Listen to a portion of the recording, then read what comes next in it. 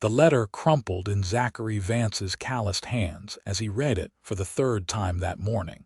Standing on the dusty platform of the Breckenridge, Colorado train station in the sweltering heat of August, 1877, wondering if he had made the worst mistake of his 32 years on this earth. He had written to the matrimonial agency 6 months ago, specifying exactly what he wanted in a wife. Quiet, obedient, someone who would keep his house clean and his meals hot without questioning his decisions. After losing his father's ranch to debt and building it back up from nothing over the past decade, Zachary had convinced himself he needed someone who would simply fit into the life he had carved out of this unforgiving land.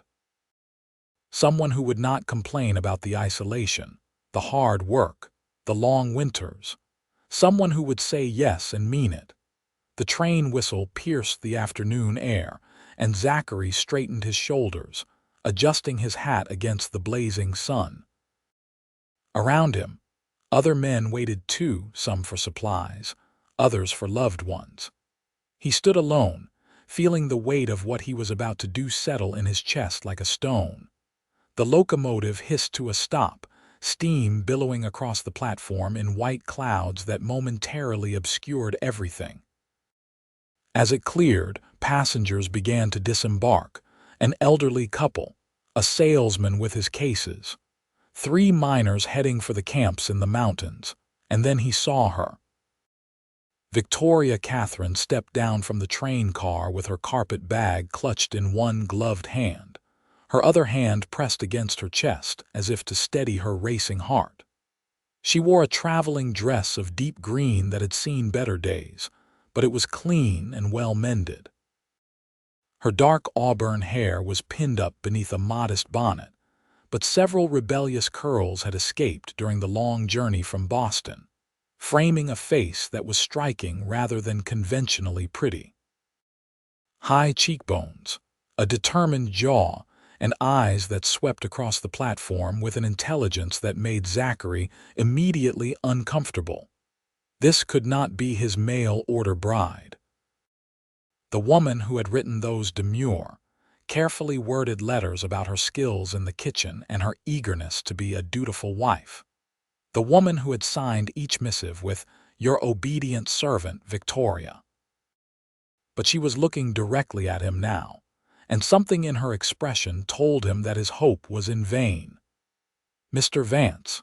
she asked, her voice clear and carrying a hint of the refined East Coast accent that always made Western folk bristle slightly. She approached him without hesitation, without the timid deference he had expected. "Miss Katherine," he replied, removing his hat. Up close, he could see that her eyes were a remarkable shade of green, like the pine forests in the higher elevations. He could also see the fatigue in her face, the slight tremor in her hands that she tried to hide.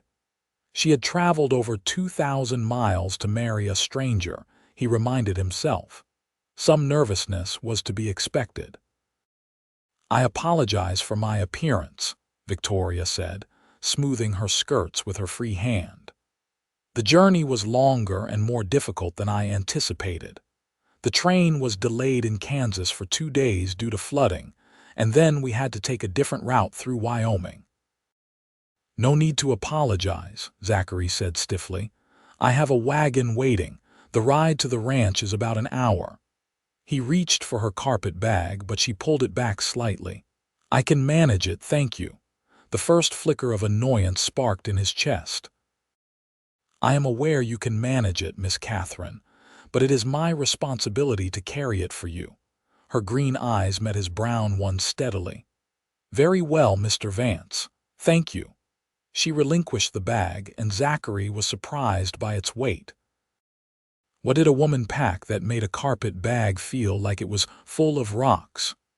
But he said nothing, simply gestured toward the wagon he had left at the edge of the platform. The ride out of town was quiet at first. Victoria sat beside him on the wagon bench, her back straight, her hands folded in her lap. Zachary focused on guiding the horses through the main street of Breckenridge, past the general store, the saloon, the small church with its white steeple pointing toward the endless blue sky.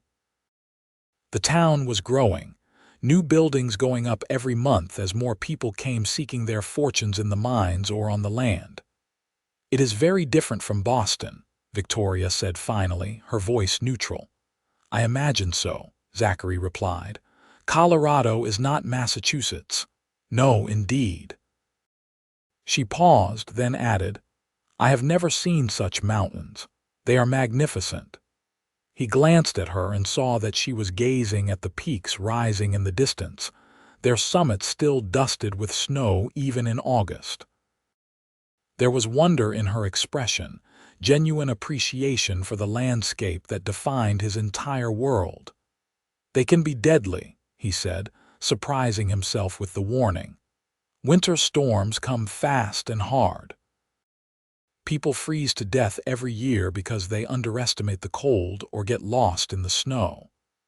"I do not intend to underestimate anything here, Mr. Vance," Victoria said quietly. "I am quite aware that this life will be harder than anything I have known." "Then why come?" The question burst out before he could stop it. "Forgive me, but you do not seem like the type of woman who would need to resort to becoming a mail-order bride." Victoria was silent for a long moment, her hands tightening in her lap.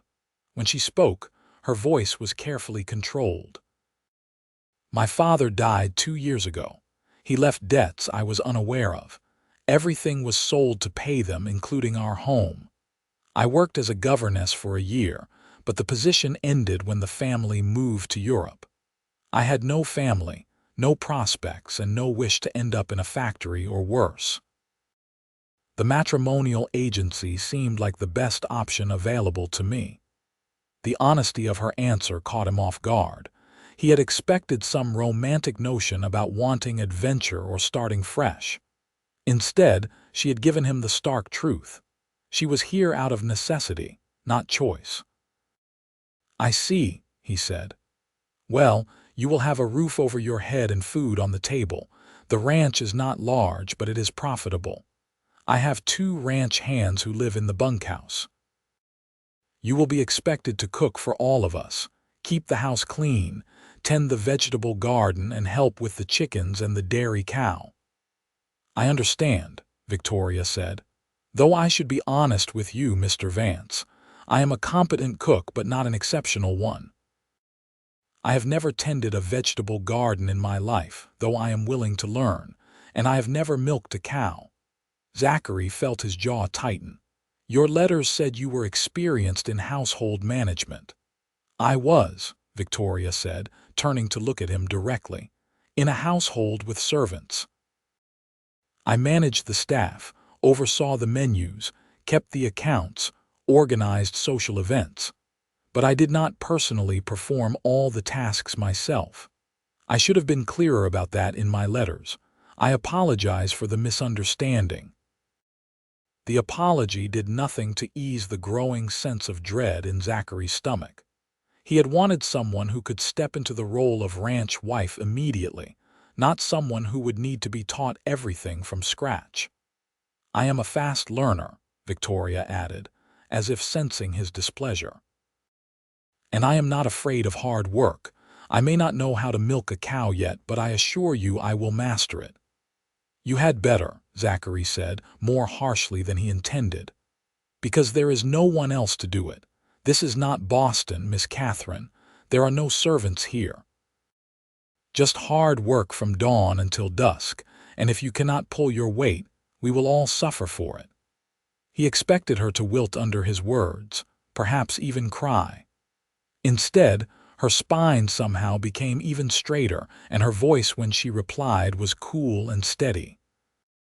"I am quite aware of what I have signed up for, Mr. Vance, and I do not appreciate being spoken to as if I am a child or a fool. I made a commitment to come here and marry you, and I will honor that commitment to the best of my ability. But if you expect me to cower every time you raise your voice, you will be disappointed. That is not who I am." For a moment, Zachary was too stunned to respond. No woman had ever spoken to him that way.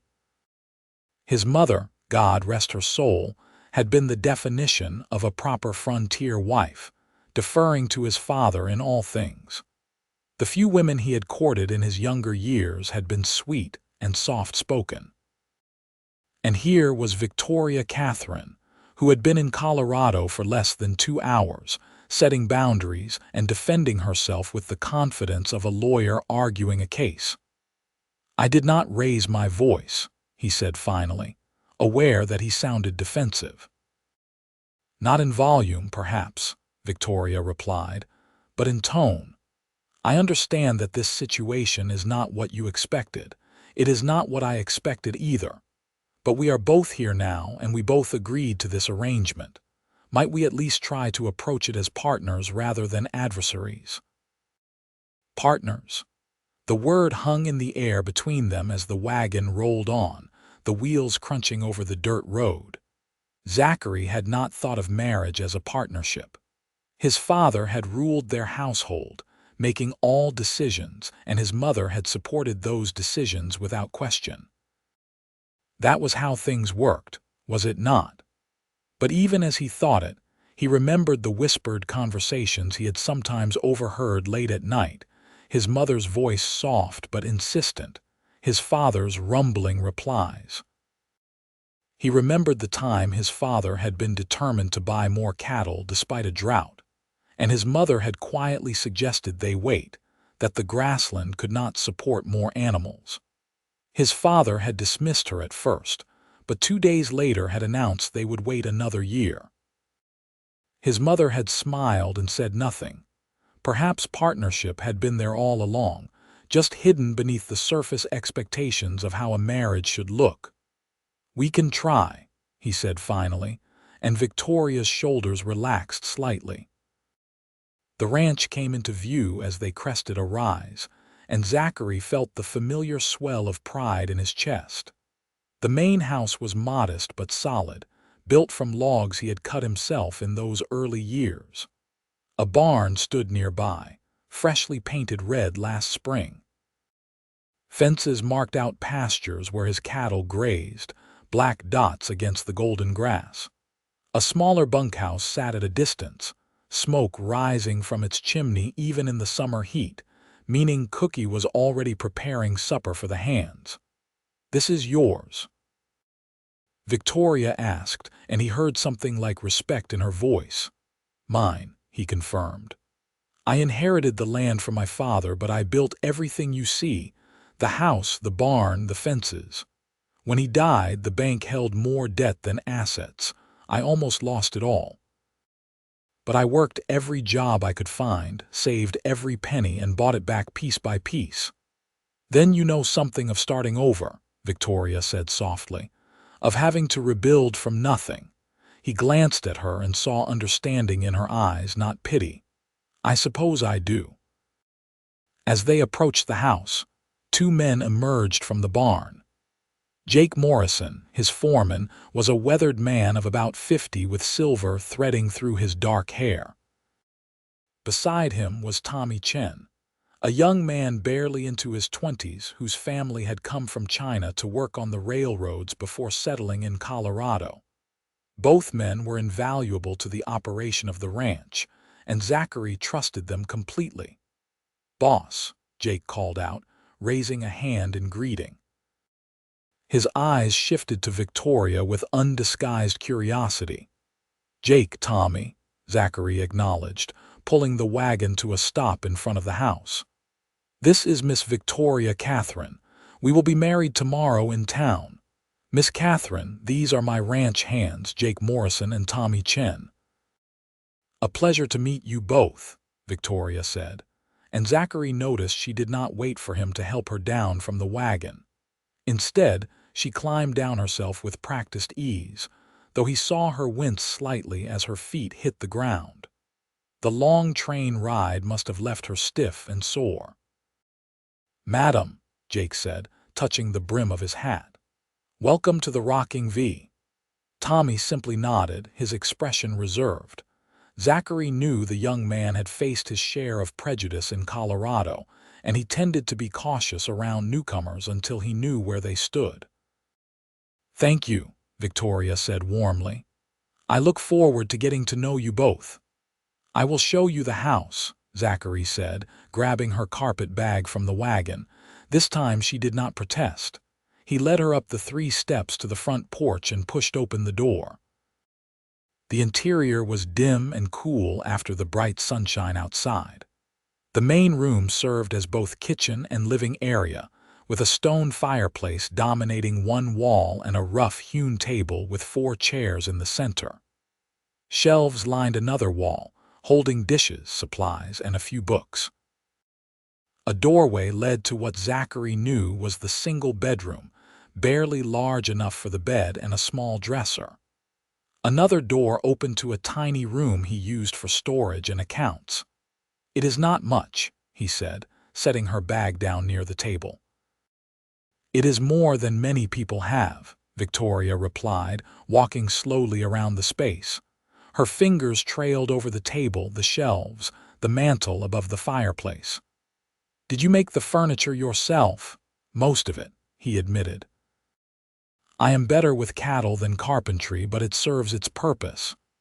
"It is well made," she said, "sturdy and practical." There was an awkward silence as they both stood in the middle of the room, suddenly aware that they were alone together, that tomorrow they would be married, that this small house would become their shared home. "The bedroom," Zachary said, gesturing toward the door. "You should take it tonight." "I will sleep out here." Victoria turned to face him, her expression serious. "Mr. Vance, we are to be married tomorrow. I think we should discuss our expectations for this marriage before we proceed." "We already discussed them through our letters," Zachary said, feeling defensive again. "Did we?" Victoria challenged gently. "Because I think we both may have presented ourselves somewhat differently in writing than we are in person. I think we owe each other honesty now, before we make vows we may struggle to keep." She was right, and he hated that she was right. He pulled out one of the chairs and sat down heavily, gesturing for her to do the same. After a moment, she did. "What do you want to know?" he asked. "What do you expect from me as your wife?" Victoria asked directly. "Beyond the household tasks you already mentioned." Zachary felt heat rise in his face. They were strangers, and here she was asking him to lay out his expectations as if they were negotiating a business contract, though he supposed that was essentially what a mail-order marriage was. "I expect loyalty," he said finally. "Honesty. I expect you to stand by me in front of others, even if you disagree with me in private. I expect you to learn what needs to be learned to help run this ranch. And I expect you to share my bed and, God willing, bear my children." Victoria's cheeks colored at his last words, but she did not look away. "Those seem reasonable expectations. And what can I expect from you?" the question threw him. No one had ever asked him what he would provide as a husband beyond the obvious necessities. "Safety," he said after a moment. "Food, shelter, protection. I will not strike you or mistreat you. I will provide for you to the best of my ability, and I will be faithful to you." "Will you listen to me?" Victoria asked quietly. "If I have opinions or concerns, will you hear them? Or will you expect me to simply nod and smile no matter what you decide?" Zachary thought about the woman sitting across from him, with her direct gaze and her unwillingness to pretend to be something she was not. He thought about the long, lonely years ahead if he insisted on a wife who merely obeyed without thought or feeling. "I will listen," he said slowly. "I cannot promise I will always agree with you, but I will listen." "That is all I ask," Victoria said, and he saw some of the tension leave her shoulders. "Mr. Vance, I did not come here expecting love or romance. I came here expecting hard work and a chance at a stable life.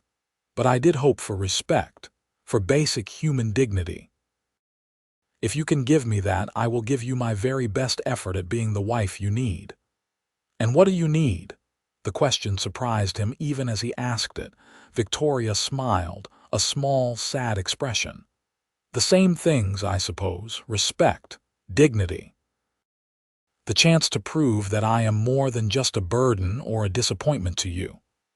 I do not think you are a disappointment, Zachary said, and realized as he said it that it was true. She was not what he had expected, but that did not make her a disappointment. If anything, there was something compelling about her directness, her refusal to hide who she was. Not yet, Victoria said with a hint of humor. Wait until I burn your supper or accidentally poison the chickens with the wrong feed. Despite himself, Zachary felt a smile tug at his lips.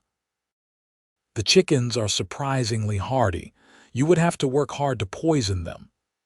Do not tempt fate, Mr. Vance, Victoria said, but she was smiling too. I have a remarkable talent for causing chaos when I am learning something new. The tension in the room eased slightly, and Zachary found himself relaxing into his chair. Then I suppose it is fortunate that it is summer and not winter. At least if you do cause chaos, we will not freeze to death before we sort it out. Victoria laughed, a genuine sound that seemed to brighten the dim interior of the house. An optimist, I would not have guessed. I prefer to think of it as practical, Zachary replied. Winter is hard enough without borrowing trouble from the future. They talked for another hour, covering practical matters. Victoria asked about the ranch's daily routine, the cattle, the other animals, the nearest neighbors. Zachary found himself explaining things in more detail than he had intended, drawn out by her intelligent questions and genuine interest. She did not just ask what needed to be done, but why it was done that way, whether there were alternatives, what challenges they faced. It was not until the light began to fade outside that Zachary realized how long they had been sitting there. You must be exhausted, he said, standing. I should show you to the bedroom so you can rest before supper. Will you be eating with your ranch hands? Victoria asked, rising as well. Usually, yes. Cookie prepares meals for all of us in the bunkhouse. It is more efficient than cooking separately. Then I will not keep you, Victoria said.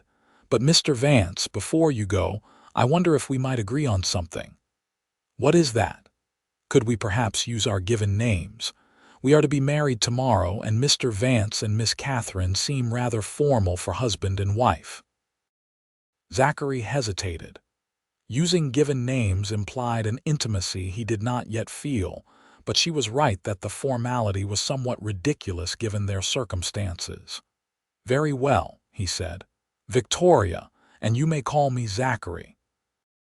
Thank you, Zachary, she said, and he liked the way his name sounded in her voice, the careful pronunciation of each syllable.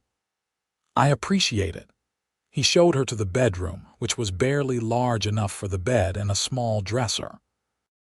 I know it is not what you are accustomed to, he began, but she held up a hand. It has a bed, a roof, and walls, she said. That is more than adequate, thank you. After he left, pulling the door closed behind him, Zachary stood in the main room for a long moment, staring at nothing in particular. Everything about today had been different from what he had imagined. He had expected a timid, grateful woman who would fit seamlessly into his life. Instead, he had gotten Victoria, who challenged his assumptions and demanded to be treated as an equal. He should be disappointed. He should be worried that this marriage would be a constant battle of wills. But instead, he felt something else entirely, something he could not quite name. Curiosity, perhaps, or the first stirrings of respect.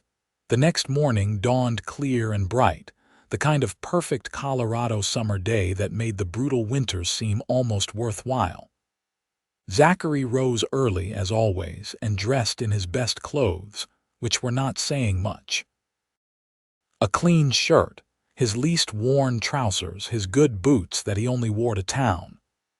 He ran a hand through his dark hair, wishing briefly for a mirror to check his appearance, then dismissed the thought as vanity. When Victoria emerged from the bedroom, he was struck silent. She wore a dress he had not seen yesterday, a simple gown of pale blue that somehow made her eyes even more striking. Her auburn hair was pinned up in an elaborate style that must have taken considerable time, and she had added a small pair of pearl earrings that caught the morning light. "You look beautiful," he said, the words escaping before he could stop them. Victoria's cheeks colored and she smiled. "Thank you. I wanted to look proper for our wedding, even if it is not a traditional ceremony." "It may not be traditional," Zachary said, "but it is legal and binding. That is what matters." The ride to town was quieter than the day before, but the silence felt less awkward. Victoria seemed nervous, her hands clasped tightly in her lap, and Zachary found himself wanting to reassure her. "The minister is a good man," he said. "Reverend Paulson. He has been in Breckenridge since before I was born. He married my parents." "I am sure he is lovely," Victoria said softly. "I confess I am simply nervous. I have never been married before." "Neither have I," Zachary pointed out. "So we are both navigating unknown territory." "That is oddly comforting," Victoria said, glancing at him with a slight smile. Reverend Paulson met them at the small church on the edge of town, his weathered face breaking into a warm smile when he saw them. "Zachary, you did not tell me your bride was so lovely." "Reverend Paulson, this is Victoria Katherine," Zachary said, helping her down from the wagon. "Victoria, Reverend Paulson." "A pleasure, my dear," the older man said, taking Victoria's hand in both of his. "Welcome to Breckenridge. I hope you will be very happy here." "Thank you, Reverend," Victoria said warmly. "Your church is lovely." "Small, but it serves our purposes," the Reverend replied. "Now, do you have witnesses?" "We need 2 for the marriage to be legal," Zachary nodded. "Jake and Tommy should be arriving shortly." As if summoned by his words, the wagon carrying the 2 ranch hands appeared, and soon they were all gathered in the small church. The ceremony was simple and brief. Reverend Paulson reading from his worn Bible, asking them to repeat vows that had been spoken by countless couples before them. When it came time to exchange rings, Zachary produced a simple gold band that had been his mother's. It had been in his pocket for 2 days, and he had spent many hours debating whether to offer it. "This was my mother's," he said quietly, as Victoria extended her hand. "If you do not wish to wear it, I understand. We could find something else." "I would be honored to wear it," Victoria said, her voice thick with emotion. "Thank you for trusting me with something so precious." The ring slid onto her finger easily as if it had been made for her, and Zachary felt something shift in his chest. This was real. This woman was now his wife for better or worse, until death parted them. "You may kiss your bride," Reverend Paulson said with a smile. Zachary had been dreading this moment, the awkwardness of kissing a woman he barely knew in front of witnesses. But when he leaned in and pressed his lips gently to Victoria's, he was surprised by the warmth that spread through him. The kiss was chaste and brief, but it felt like a promise. They signed the marriage certificate, Jake and Tommy adding their names as witnesses, and then it was done. Victoria Katherine was now Victoria Vance, his wife in the eyes of God and the law. After the ceremony, they had a simple meal at the town's small restaurant, all 5 of them crowded around a table. Jake regaled them with stories of the early days of the ranch, when Zachary's father had first claimed the land. Tommy spoke little, but his rare smiles showed he was enjoying himself. And Victoria laughed at the stories, asked questions, and seemed genuinely interested in learning about the history of the place that was now her home. By the time they returned to the ranch, the sun was beginning its descent toward the mountains. Jake and Tommy headed to the bunkhouse, giving the newlyweds privacy. And suddenly, Zachary and Victoria were alone again, standing in the main room of the house as the reality of their situation settled over them. "I should prepare supper," Victoria said, looking toward the kitchen area with an expression that could only be described as trepidation. "Or we could have leftovers from the meal in town," Zachary suggested. "Give you one more night before you have to tackle the stove." Victoria looked relieved. "That seems wise. I should probably learn how to use it in daylight first, so I can see what I am doing." They ate cold chicken and bread, sitting at the rough table as the light faded outside. The conversation was stilted at first, both of them aware that soon they would retire to the bedroom together, that their marriage was about to become real in a way that signed papers could not make it. "Victoria," Zachary said finally, setting down his cup, "I want you to know that I will not pressure you tonight. We barely know each other. If you need time before we share a bed, I understand." Victoria looked at him with those remarkable green eyes, and he saw gratitude there, but also determination. "That is kind of you, Zachary. But I think we should move forward, not because we must, but because I think waiting will only make it more awkward. We are married now. We should behave as married people do." Her practical approach to the matter eased some of his anxiety, and he nodded. "All right. But if you change your mind at any point, you need only say so." "I appreciate that," Victoria said softly. That night, they came together in the darkness of the small bedroom, their movements tentative and uncertain. It was not the passionate encounter of storybooks, but neither was it cold or perfunctory. There was a gentleness to it, a mutual acknowledgement that they were both trying their best in an impossible situation. Afterward, lying in the darkness with Victoria curled on her side of the bed, Zachary felt a strange sense of contentment. This was his wife. This was his life now. And perhaps it would be all right after all. The next morning, Victoria's education in ranch life began in earnest. Zachary woke before dawn, as always, and found her already awake, watching him in the dim light filtering through the window. "What time do you normally rise?" she asked. "About now," he admitted. "Cattle do not care if it is Sunday or your wedding night, they still need tending." "Then I should rise as well," Victoria said, pushing back the blankets. "If I am to learn the routine, I should learn all of it." Zachary wanted to tell her to sleep longer, that she did not need to rise so early on her first full day as his wife. But he remembered her request to be treated as a partner, not a child, so he simply nodded. They dressed in the dim light, Victoria in a simple work dress that was far more practical than the gown she had worn yesterday. Zachary showed her how to build up the fire in the stove, how to adjust the dampers to control the heat. Victoria listened intently, asking questions and taking mental notes of everything he said. "You will burn yourself at least once," Zachary warned. "Everyone does when they are learning. Just be careful and keep the burn salve handy." "Encouraging," Victoria said dryly, but she was smiling.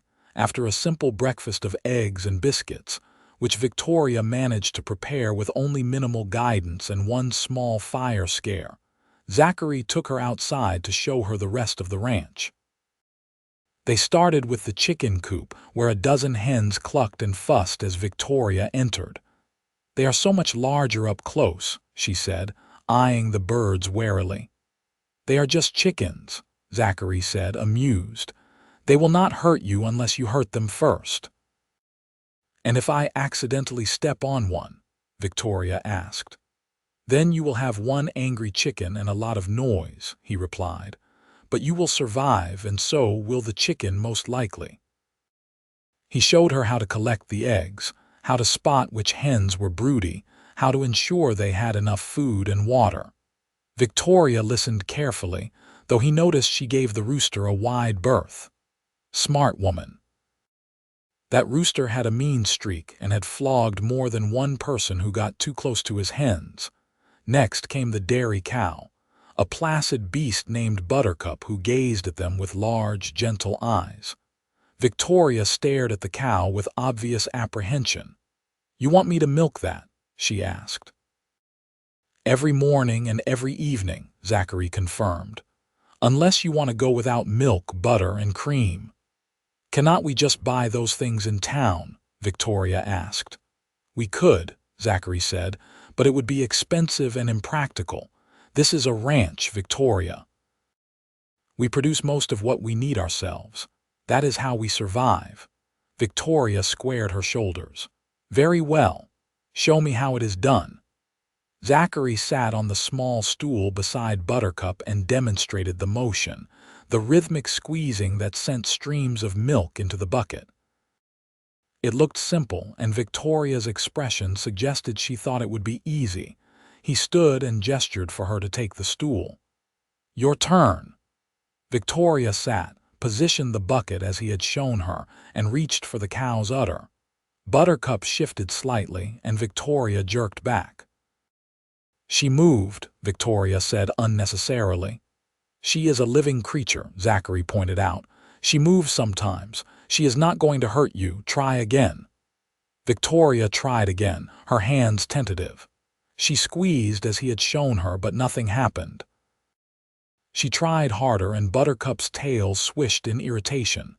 "Gently," Zachary said. "It is not about strength, it is about rhythm. Here."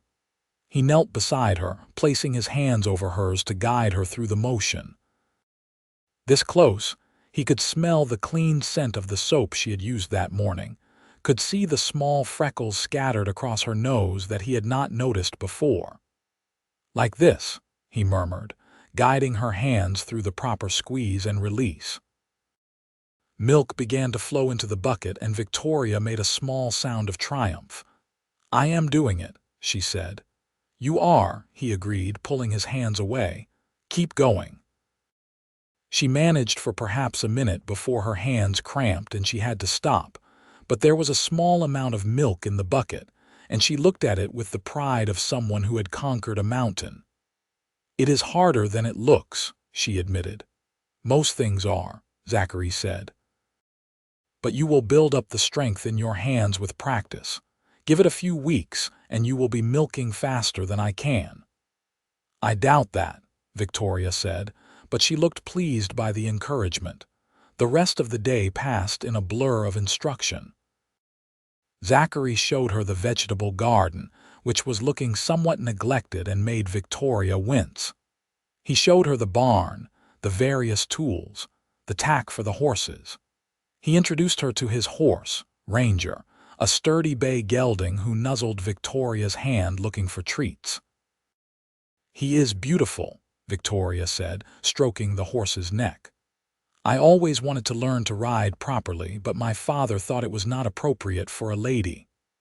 "Every woman in Colorado needs to know how to ride," Zachary said. "I will teach you, once you have settled into the other routines. It is important that you can get to town on your own if you need to." "Another thing to learn," Victoria said, but she did not sound daunted. If anything, there was excitement in her voice. By the time evening fell, Victoria looked exhausted. They had worked straight through the afternoon, with only a brief pause for a cold lunch. Zachary felt guilty for pushing her so hard on her first full day, but there was so much she needed to learn, and summer was the easiest time to learn it. "Go rest," he told her after supper, which had consisted of fried potatoes and the remains of the chicken from town. "You have done well today."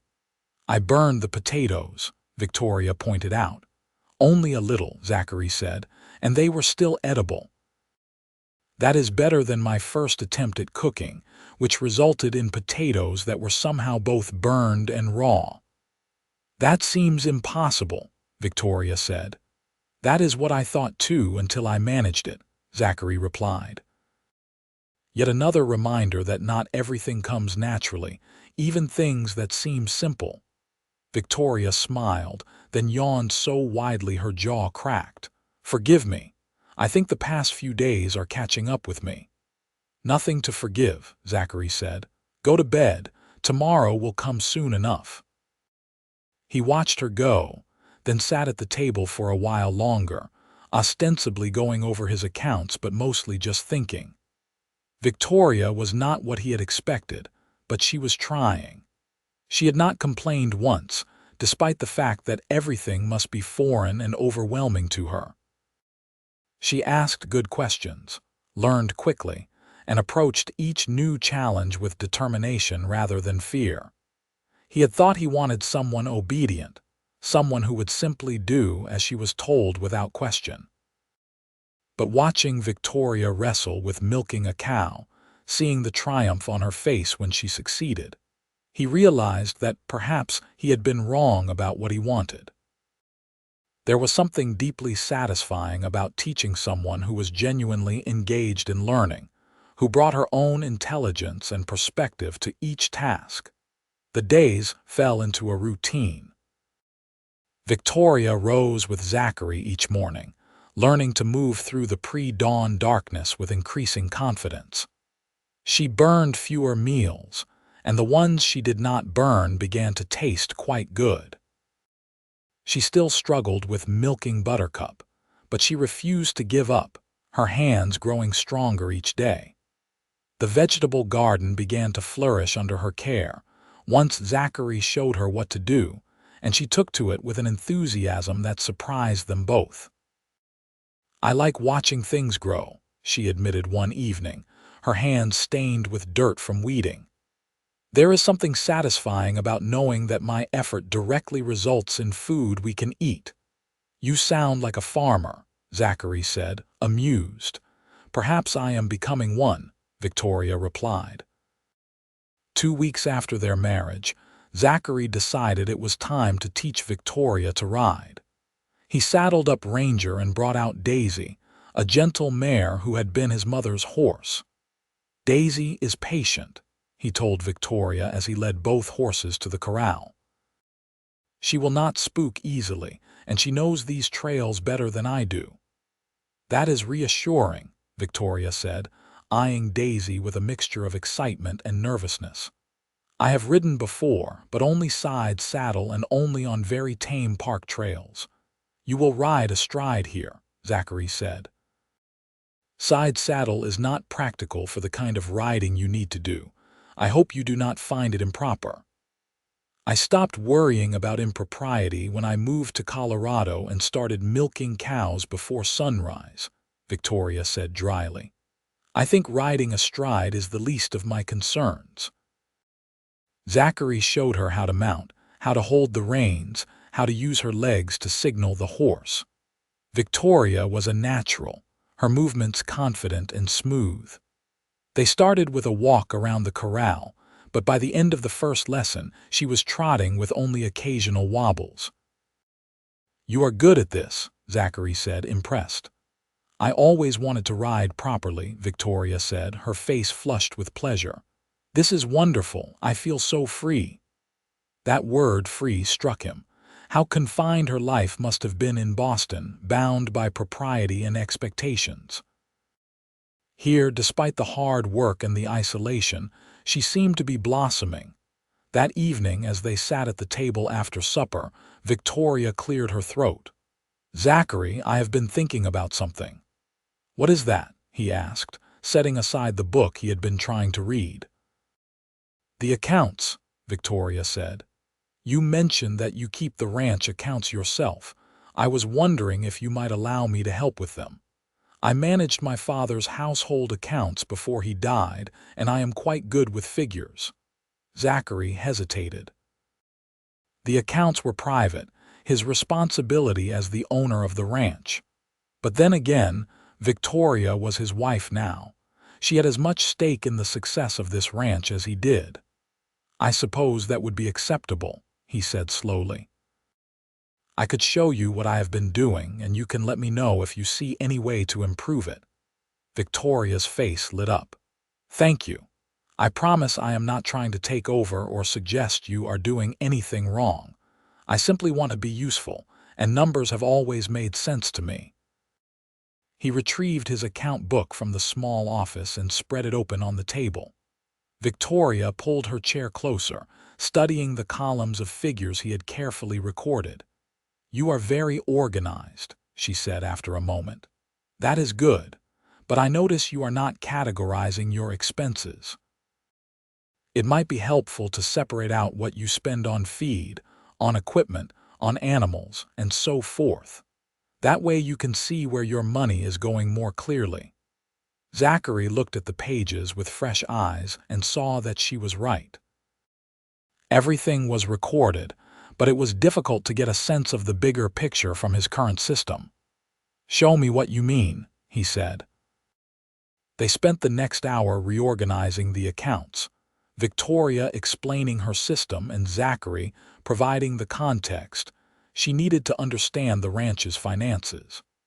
He found himself enjoying the collaboration, the way her mind worked differently from his but arrived at sensible conclusions. "You have been doing well," Victoria said finally, closing the book. "The ranch is profitable, your debt is manageable, and you have been wise about your investments. But I think we could cut costs on feed by buying in larger quantities less often. The price per unit would be lower, and we have the storage space in the barn. That assumes we have the capital available to make larger purchases," Zachary pointed out. "You do," Victoria said, pointing to a figure in the book. "You have been keeping a large cash reserve, which is prudent. But that money is not working for you sitting idle. If you used a portion of it to buy feed in bulk, you would save money over the course of a year, which would allow you to build that reserve back up, and then some." Zachary studied the figures and realized she was absolutely right. He had been thinking of his reserve as sacrosanct, something never to be touched, because he remembered too well the fear of having no money when his father died. But Victoria's suggestion was not reckless spending. It was a smart investment that would pay dividends. "You are right," he said.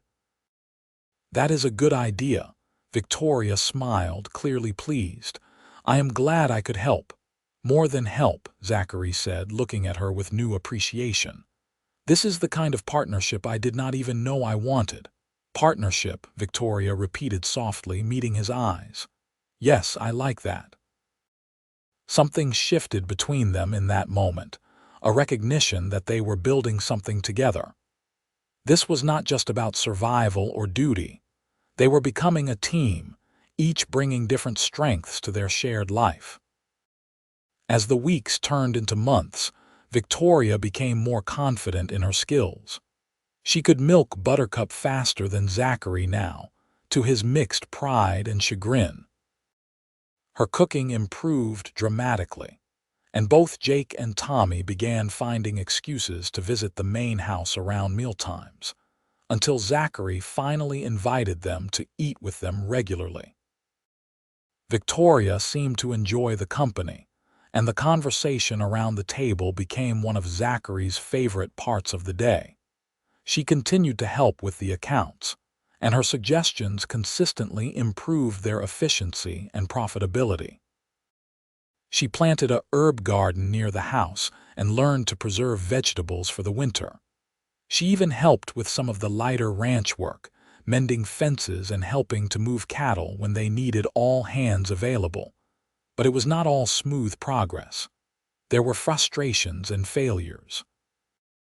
A batch of bread that refused to rise no matter what Victoria did, reducing her to tears of frustration until Zachary awkwardly comforted her.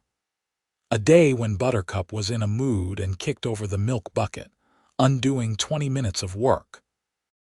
A fence post that Victoria insisted should be placed in a certain spot, while Zachary insisted she was wrong, resulting in their first real argument. "I am not being stubborn," Victoria said, her face flushed with anger. "I am telling you that if we place the post where you want it, the gate will not swing properly. The ground slopes right there." "I have been building fences for over a decade," Zachary shot back. "I think I know where to place a post." Then you are choosing to ignore the evidence of your own eyes, Victoria retorted. Look at the ground, Zachary. Actually look at it instead of just assuming you are right because you are the man. That stung because it was partially true. He had been assuming he was right because he was more experienced, but he had not actually looked carefully at the slope she was talking about.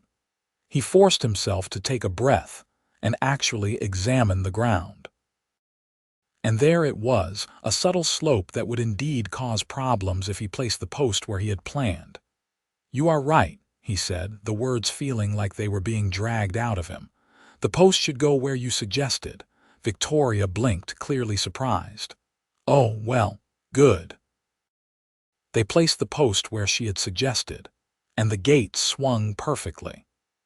Neither of them mentioned the argument again, but Zachary noticed that Victoria seemed more willing to voice her opinions after that, and he found he valued her input more and more. October brought the first snow, a light dusting that melted by afternoon but served as a warning of what was to come. Zachary began preparing for winter in earnest, and Victoria helped, throwing herself into the work with the same determination she brought to everything. They were storing hay in the barn one afternoon when Victoria paused, her hand on her lower back. "Are you all right?" Zachary asked, immediately concerned. "Fine," Victoria said. "Just a bit sore. I am not accustomed to lifting so much." "We can take a break," Zachary suggested. "In a moment," Victoria said, but her face was pale. Zachary moved closer, studying her. "Victoria, are you unwell?" "No, not unwell," Victoria said. She bit her lip, then met his eyes. "I think I might be with child." The world seemed to stop for a moment. A child. His child. Their child. "Are you certain?" he asked, his voice coming out rough. "Not certain," Victoria admitted. "But I have missed my monthly courses and I have been feeling ill in the mornings. I was going to wait a bit longer before saying anything, but since you asked." Zachary found himself grinning like a fool. "That is wonderful news." "Is it?" Victoria asked, and he heard uncertainty in her voice. "We have not been married even for months, and I know this was not a love match. I was not sure how you would feel about having a child so soon." Zachary closed the distance between them and took her hands in his.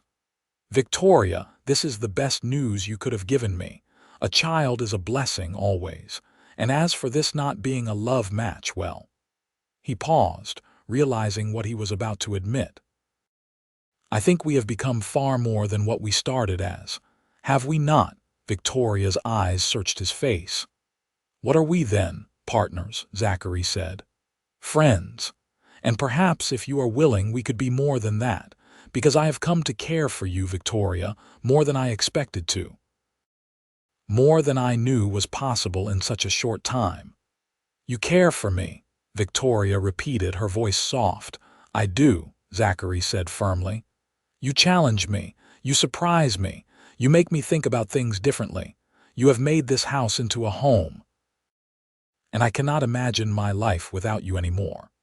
Tears welled in Victoria's eyes, but she was smiling. "I care for you too. I did not want to say anything because I was not sure if you felt the same. I know you wanted someone obedient and quiet, and I have been neither of those things."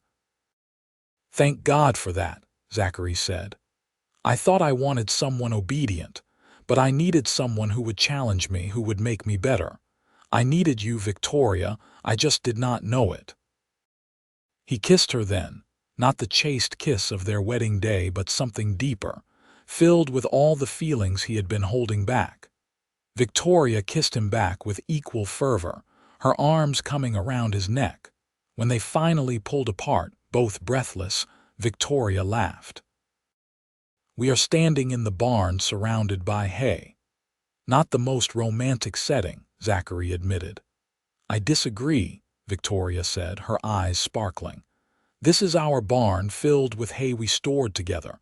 This is our life. I find that incredibly romantic." "When you put it that way," Zachary said, pulling her close again, "I suppose you are right." They told Jake and Tommy about the baby that evening over supper. Both men were delighted, Jake clapping Zachary on the back and Tommy offering a rare, wide smile. "A baby on the ranch," Jake said. "It has been too long. This place needs the sound of children again." "Just one child for now," Victoria said, but she was glowing with happiness. "For now," Jake agreed, "but children have a way of multiplying." As winter closed in, Zachary found himself grateful every day for Victoria's presence. The long, dark evenings that had once felt lonely were now filled with companionship. They would sit by the fire, Victoria mending or knitting small garments for the baby while Zachary read aloud from books or worked on tack that needed repair. They talked about everything and nothing, their conversations ranging from the profound to the mundane. Victoria's pregnancy progressed normally, though she suffered from considerable sickness in the first months. Zachary did what he could to help, taking over more of the cooking and the heavier chores. Victoria protested at first, but he was firm. "You are carrying my child," he said. "The least I can do is cook some meals." "Your cooking has improved," Victoria teased. "I was worried we would starve." "I learned from the best," Zachary replied, surprising her with a passable stew. The first heavy snow fell in November, covering the ranch in white that would not fully melt until spring. They were snowed in for 3 days, but the house was warm, the supplies were plentiful, and Zachary found he did not mind the isolation at all. It meant 3 days of uninterrupted time with Victoria, 3 days of building their connection even deeper. One evening, as they lay in bed listening to the wind howl outside, Victoria spoke into the darkness. "Are you happy, Zachary?" "Very happy," he replied without hesitation. "Are you?" "Happier than I ever thought I could be," Victoria said. "When I left Boston, I was so afraid. I thought I was traveling to a hard, lonely life with a stranger who would resent me for not being what he wanted. Instead, I found a home and a husband I love." Zachary turned to face her, wishing he could see her expression in the darkness. "You love me." "I do," Victoria said simply. "I have for a while now. I did not say anything because I was not sure you wanted to hear it. I know we married for practical reasons, not romantic ones." "We married for practical reasons," Zachary agreed. "But that is not why we stayed married. At least, not for me. I fell in love with you somewhere between teaching you to milk a cow and watching you reorganize my accounts. I should have told you sooner." "You are telling me now," Victoria said, and he could hear the smile in her voice. "That is what matters." He kissed her in the darkness, pouring all his feelings into the gesture. "I love you, Victoria Vance." "And I love you, Zachary Vance," she replied. Winter passed slowly, as winters always did in the mountains. There were hard days when the temperature dropped so low that venturing outside felt dangerous, when they had to break ice on the water troughs twice a day, when feeding the cattle was a battle against the elements. But there were also beautiful days, when the sun sparkled on pristine snow and the air was so clear you could see for miles. Days when they would sit together in the afternoon, Victoria's growing belly pressed against Zachary's side, and simply enjoy being together. Victoria continued to help where she could, though Zachary and the ranch hands insisted she take it easy as her pregnancy advanced. She focused on preparing for the baby, sewing clothes and blankets, organizing the small storage room into a makeshift nursery. Zachary built a cradle from wood he had been saving, working on it in secret in the barn before surprising Victoria with it one evening. "It is beautiful," she said, running her hands over the smooth wood. "Did you make this yourself?" "I did," Zachary said. "I am still not much of a carpenter, but I wanted our child to have something made by his father." "Or her father," Victoria pointed out. "You keep saying he." "I suppose I am hoping for a son," Zachary admitted, but a daughter would be just as wonderful. Either way, they will be loved, Victoria said. That is what matters most. Spring came late that year, winter refusing to release its grip on the mountains until well into April. Victoria's due date was in May, and as it approached, Zachary found himself increasingly anxious. The nearest doctor was in town, an hour away on a good day, and he worried about something going wrong. Victoria seemed to sense his concern. Women have been giving birth for thousands of years, she reminded him. Most of them without doctors. I will be fine. Most is not all, Zachary said. I want you to have every advantage. Then we will make sure we are prepared, Victoria said practically. We will talk to the doctor beforehand, make sure we have all the supplies we need here, and if there are any signs that something is wrong, you can ride for help. But Zachary, worrying yourself sick will not help anyone. She was right, as she usually was. Zachary rode to town the next week and spoke with Dr. Harrison, an older man who had delivered half the children in Summit County. The doctor gave him detailed instructions and a list of supplies to have on hand, then assured him that most births were straightforward. Your wife seems healthy and strong, Dr. Harrison said. I expect she will do just fine. But if you want me to come out to the ranch when her time comes, send for me, and I will come as soon as I can. Zachary returned to the ranch feeling somewhat reassured. They gathered the supplies the doctor had recommended, and Victoria even roped Jake and Tommy into going over what to do in various scenarios, reducing both men to red-faced embarrassment. We are ranch hands, madam, Jake protested. We deal with cattle births, not human ones. The principles are similar, Victoria said briskly. And if something happens when Zachary is away from the house, I need to know that someone can help me. So humor me, please. Both men did as she asked, though their discomfort was obvious. Zachary loved how Victoria could command respect, even when asking for something most women would be too modest to discuss. Victoria went into labor on a warm May afternoon. Nearly 2 weeks passed when they had expected. Zachary had been working on repairing a fence when Jake came running. Boss, your wife needs you. The baby is coming. Zachary dropped his tools and ran for the house, his heart pounding. He found Victoria in the bedroom, leaning against the wall and breathing hard. I am all right, she said as soon as she saw him. The pain started a few hours ago. They are getting closer together now. Why did you not send for me sooner? Zachary demanded. Because there was nothing you could do and I knew you would just worry, Victoria said.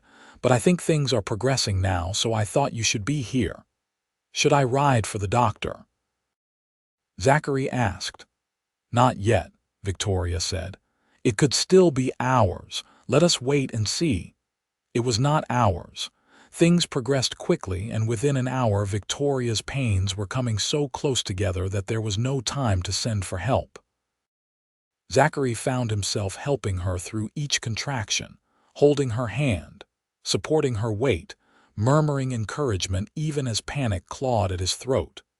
Jake and Tommy hovered outside, ready to help if needed but wisely staying out of the way.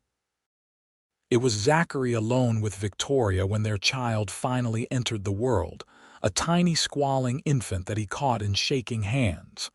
A boy, he said, his voice cracking with emotion. Victoria, we have a son. Let me see him, Victoria demanded, exhausted but smiling. Zachary carefully placed the baby on her chest, and she cradled him close, tears streaming down her face. Hello, little one. We have been waiting for you. The baby had dark hair like Zachary's and what looked like it might be Victoria's green eyes, though it was hard to tell so soon. He was perfect, tiny and red-faced and absolutely perfect. What should we name him? Victoria asked, looking up at Zachary. I was thinking David, Zachary said, after my father, but only if you agree. David Vance, Victoria said, testing the name. I like it. Hello, David. Baby David chose that moment to let out an impressive wail, and both parents laughed, giddy with relief and joy. The next few weeks were a blur of sleepless nights and constant feedings, but Zachary had never been happier. He would wake in the night to find Victoria nursing the baby, both of them bathed in moonlight, and feel his heart swell with love for both of them. I never knew I could feel this much, he told Victoria one night, watching her with their son. I thought I understood love, but this is something entirely different. We made him, Victoria said, wonder in her voice. This little person is half you and half me. Is that not extraordinary? Everything about you is extraordinary, Zachary said, kissing her forehead. Thank you for coming to Colorado. Thank you for taking a chance on me. Thank you for being someone worth taking a chance on, Victoria replied. As David grew from a newborn to an infant, the ranch flourished. Victoria's systems for the accounts and household management made everything run more smoothly. She had started a small business selling preserves and baked goods in town, which brought in extra income. Zachary expanded the herd, bought new equipment, and even hired an additional ranch hand as the work increased, but their greatest joy was watching their son grow. David was a happy baby, quick to smile and laugh. By his first birthday, he was walking, wobbling around the house on unsteady legs and getting into everything. He is going to be trouble, Jake predicted, watching the toddler attempt to climb onto the table. He already is trouble, Victoria said, scooping up her son. But he is our trouble and we love him. That winter, Victoria announced she was pregnant again. This time, Zachary was calm and confident. They knew what to expect now, and Victoria's first pregnancy had gone well. Their second child, a daughter they named Sarah Rose, was born the following summer during a thunderstorm that rattled the windows and made the cattle restless. She is loud like her mother, Zachary teased, as baby Sarah screamed her displeasure at being bathed. And stubborn like her father, Victoria shot back, but she was smiling. 2 children kept them busy, but they managed. Jake and Tommy were endlessly patient with the little ones, letting David help with simple tasks and making Sarah giggle with silly faces. The ranch house that had once felt empty was now filled with life and noise and love. Years passed in this way, each season bringing its own challenges and rewards. David grew into a bright, curious boy who wanted to know how everything worked. Sarah proved to have her mother's gift with numbers and her father's love of animals. Victoria and Zachary grew into their partnership, becoming not just husband and wife but true partners in every sense of the word. You ever regret it? Zachary asked one evening, years after their marriage. They were sitting on the porch, watching the sunset paint the mountains gold and purple. David and Sarah were asleep inside, finally worn out after a long day of play. Regret what? Victoria asked. Coming here, Zachary said. Giving up your old life for this one. I know it has been hard. Victoria looked at him with those green eyes that still made his heart skip a beat. Hard, she repeated. Yes, it has been hard, but it has also been wonderful. I have a husband I love, children I adore, a home that is truly mine. I have work that matters and a life that has meaning. What would I regret? I just want you to be happy, Zachary said. Then your wish has been granted, Victoria said, leaning her head on his shoulder. Because I am happier than I ever dreamed I could be. You thought you wanted someone obedient, someone who would simply follow orders. But you needed someone who would challenge you, someone who would be your equal. And I am so grateful you were willing to see that. I am grateful you were patient enough to show me, Zachary replied, wrapping his arm around her. I was a fool, thinking I could order up the perfect wife like I was ordering supplies from a catalog. "We were both fools in our own ways," Victoria said, "but we were lucky enough to find each other anyway." They sat in comfortable silence for a while, watching the stars emerge in the darkening sky. Zachary thought about the letter he had written so many years ago, specifying exactly what he wanted in a wife.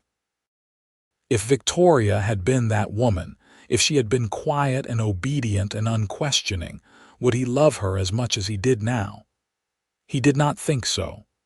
It was her strength, her intelligence, her willingness to stand her ground that had won his heart. "I love you," he said, "not for the first time and not for the last." "I love you too," Victoria replied, "now and always." More years passed, bringing more changes. David grew tall and strong, learning to work the ranch alongside his father. Sarah proved to have a head for business and took over managing the accounts from her mother, freeing Victoria to focus on other projects. Victoria started a small school in town, teaching children whose families lived too far from the established schools. Zachary expanded the ranch further, buying adjacent land and increasing their holdings. They added more children to their family. Another son, Robert, and then twin girls, Emma and Grace. The house had to be expanded to accommodate everyone, and Zachary found himself grateful for the carpentry skills he had developed over the years. The additions were not beautiful, but they were functional and sturdy, just like everything else on the ranch.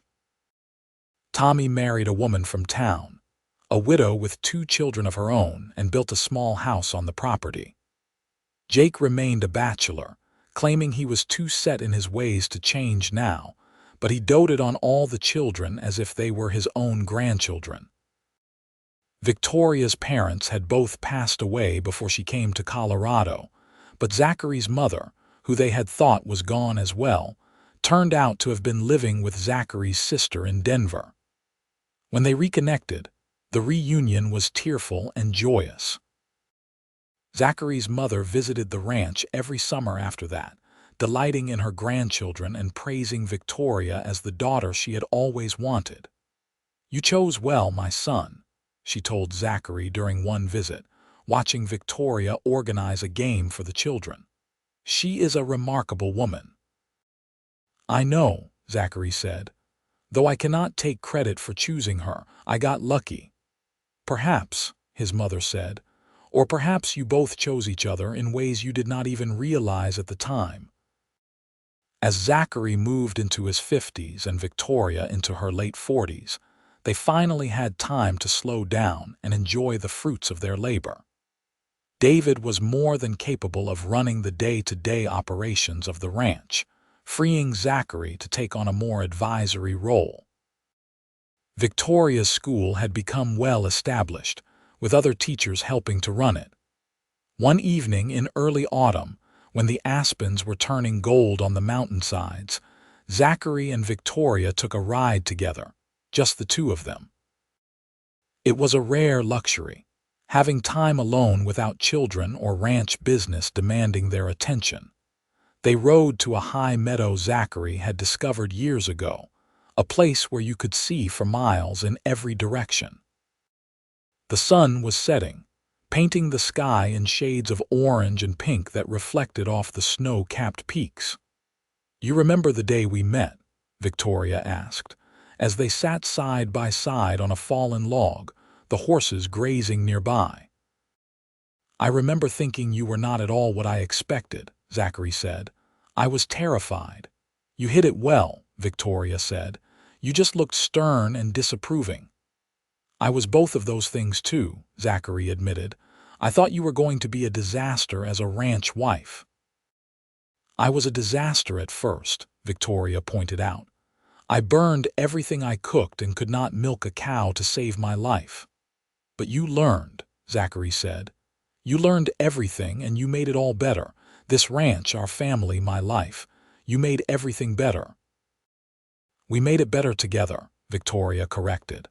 "That is the point of partnership, is it not? Neither of us could have done this alone." She was right, as she usually was. Zachary reached for her hand, finding it as easily as he had learned to do over the years. Her hands were no longer soft as they had been when she first arrived. They were weathered and calloused from years of hard work, but they were beautiful to him, every scar and rough patch a testament to the life they had built together. "I love you," he said, the words as true now as they had been the first time he spoke them.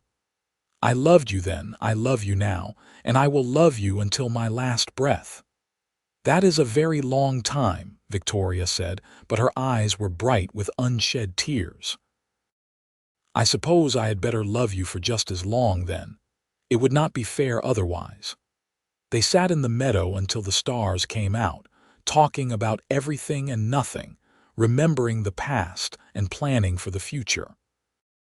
They talked about maybe traveling someday, seeing more of the country now that the children were grown. They talked about the grandchildren they hoped to have, the legacy they would leave behind.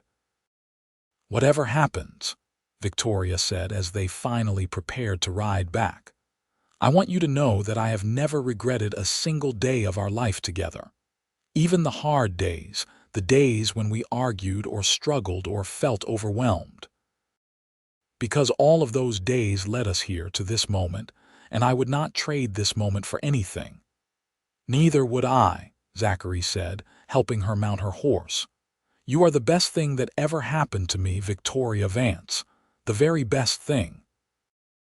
The ride back to the ranch was peaceful, the moon lighting their way. As they approached, they could see lights in the windows, David and his wife getting the children ready for bed, Sarah studying her accounts by lamplight. The house looked warm and welcoming, a beacon in the darkness. "Home," Victoria said softly. "Home," Zachary agreed. They had both come so far from that day on the train platform in Breckenridge. Zachary had thought he wanted a quiet, obedient wife who would fit seamlessly into his life. Instead, he had gotten Victoria, who challenged him and changed him and made him better than he ever could have been alone. And Victoria had thought she was traveling to a hard, loveless marriage of necessity. Instead, she had found a partner, a home, and a love that sustained her through everything. It was not the life either of them had planned. It was better. Years later, when they were old and gray, sitting on that same porch and watching their grandchildren play in the yard, Zachary would look at Victoria and marvel at the journey they had taken together. From strangers to partners to lovers to parents to grandparents, every step of the way had been an adventure. "You remember when you could not milk a cow?" he would tease, and she would laugh. "You remember when you thought you wanted an obedient wife?"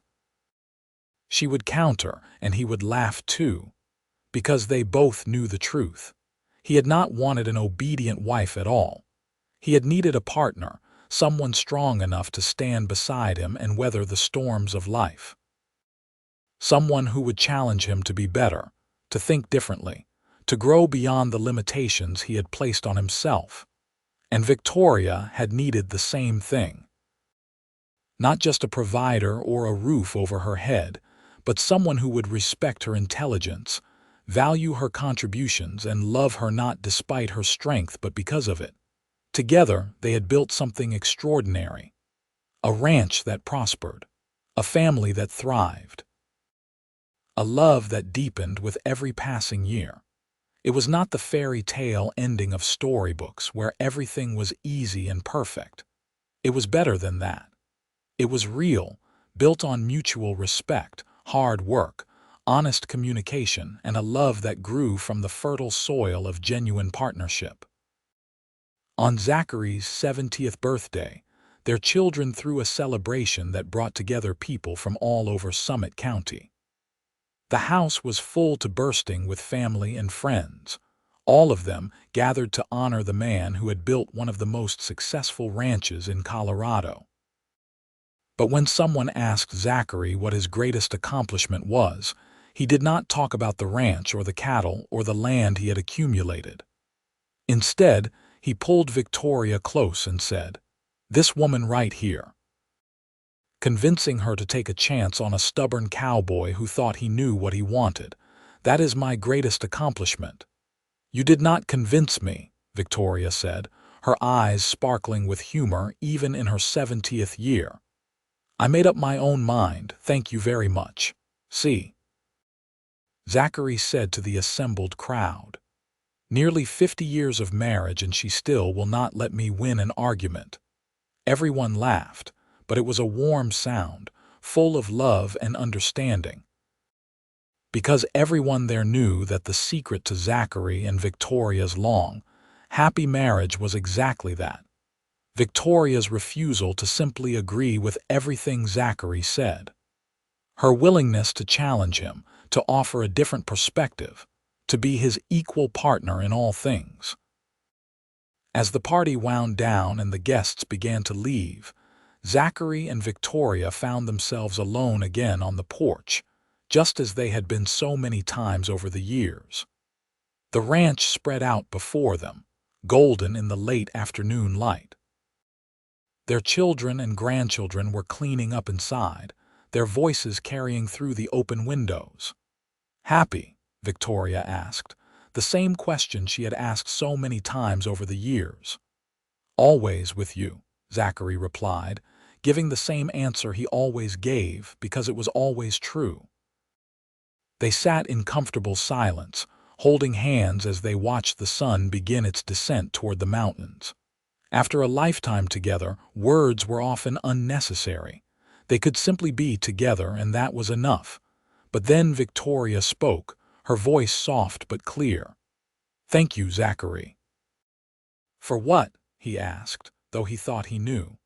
For being willing to change your mind about what you wanted, Victoria said. For being strong enough to admit when you were wrong.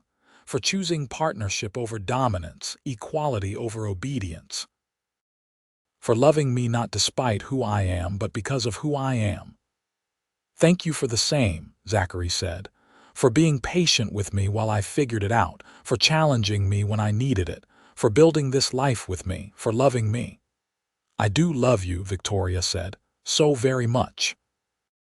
And I love you, Zachary replied, more than words could ever express.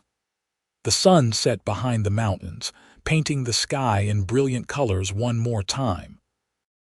And as darkness fell and the stars emerged, Zachary and Victoria remained on the porch, hand in hand, savoring the peace that came from a life well lived and a love well earned. They had started as strangers, brought together by practical necessity and the conventions of their time. But they had become something far greater, true partners in every sense of the word, each making the other better, stronger, more complete. They had faced hardships and celebrated triumphs. They had raised children and built a legacy. They had argued and made up, struggled and succeeded, always together. It was not the story Zachary had imagined when he wrote to that matrimonial agency so many years ago. It was not the story Victoria had imagined when she boarded the train in Boston, leaving everything she knew behind. It was better, because it was real and it was theirs, and it was built on the foundation of genuine love and respect. And as they sat together on that porch, surrounded by everything they had built, they knew with absolute certainty that they would not change a single thing about the journey that had brought them here. Every challenge, every triumph, every moment of doubt and every moment of joy had led them to this. A love that had stood the test of time, a partnership that had weathered every storm, and a happiness that would last them the rest of their days. The mail-order bride and the cowboy had found something neither had been looking for but both had desperately needed. They had found each other, and in doing so, they had found home.